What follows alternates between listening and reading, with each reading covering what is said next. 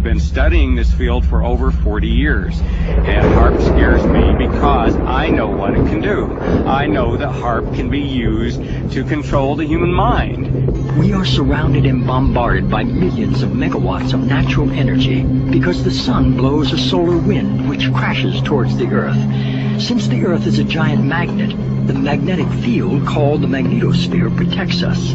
HAARP's original patents were designed to distort or alter the magnetosphere. It's interesting to compare humans and the Earth.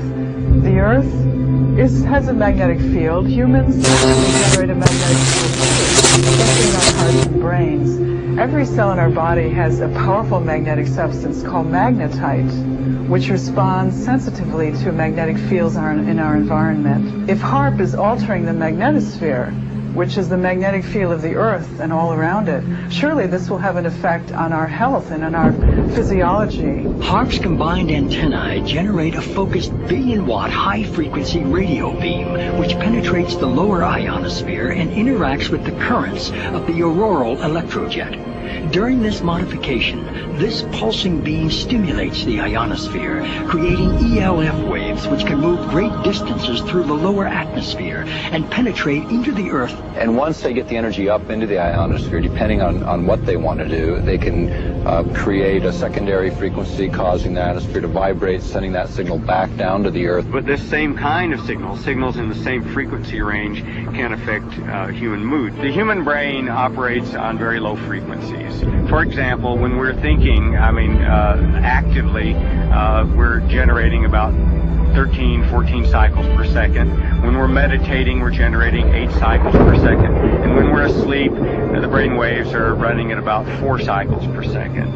And HAARP is capable of generating all of these frequencies. These kinds of signals can control the human brain. And if you can control these frequencies and multiples of these frequencies and various combinations, you can control all kinds of emotions. You can generate happiness, you could generate sadness. You can generate any mood you want. You know, the issue of ELF, extremely low frequencies affecting mental states of individuals, is not new. It goes back to Yale University and the work of Jose Delgado, which is well recognized in the literature. He started first using implants in the brain. He then used radio frequency with implants, and eventually he found that energy at 1/50th of what the Earth naturally produces could, in fact, in certain frequency ranges, trigger huge mood swings. This document from Maxwell Air Force Base lays out the use of electromagnetic weapons technologies for debilitating human beings.